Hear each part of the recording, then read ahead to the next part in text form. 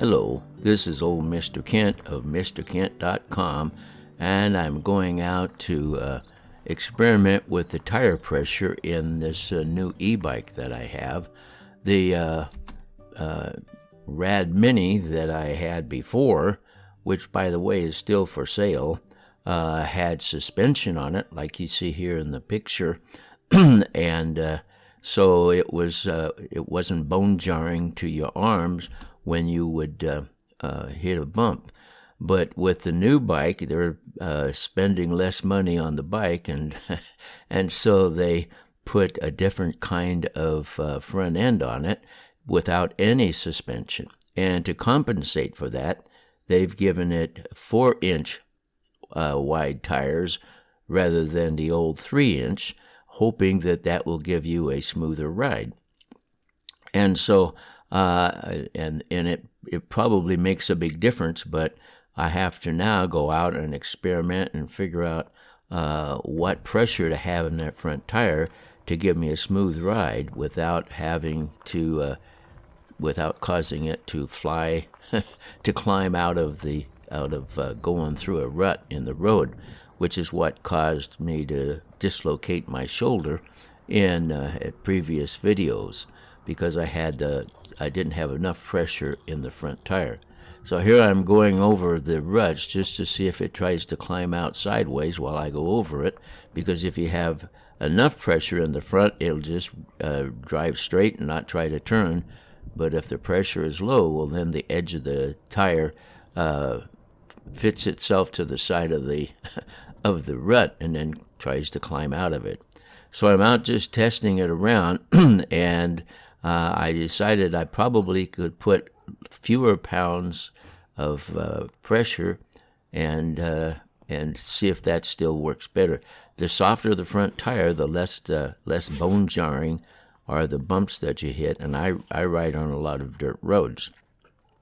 So I thought, okay, well, while I'm out on this ride, I'll experiment by reducing the pressure in the tire.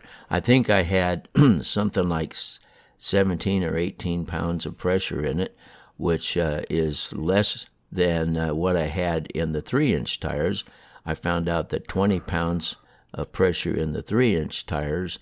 Now there you see I'm not getting any pressure on my little gauge. And by the way, that is a super nice gauge, but it's like it's like that little extender I've got on there isn't letting any air go through. So anyway, I had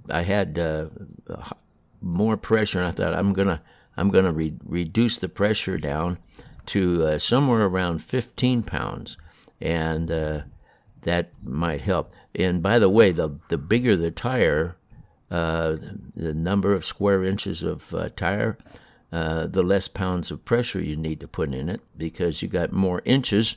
That compensates for pounds per square inch, and so you can reduce the number of pounds of pressure to a amount where you get a little smoother ride.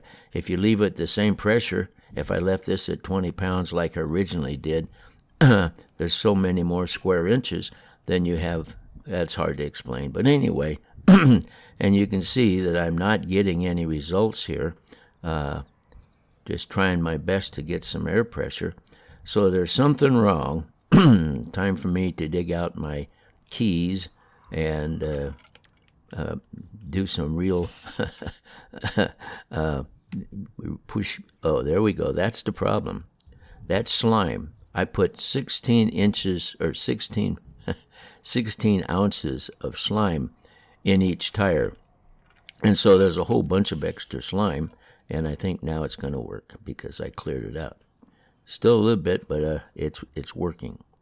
So now I'm going to put my extender back on, and we'll adjust the tire accordingly. But the bigger the tire, the less pressure you have to have in it to get the same result. You want the bottom of the tire to hit the ground and not change shape. And so that's what I'm looking for here. All right, now my little fancy little I'll put a link to where I got this off of Amazon in the description. Okay, there I've got 17.5 pounds of pressure, which is what I had before. We're going to let some air out, and I'm hoping to get it down around 15.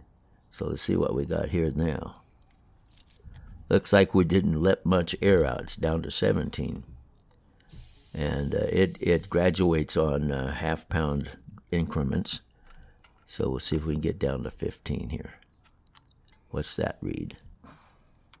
That says 15.5, I think. I think that's what it said.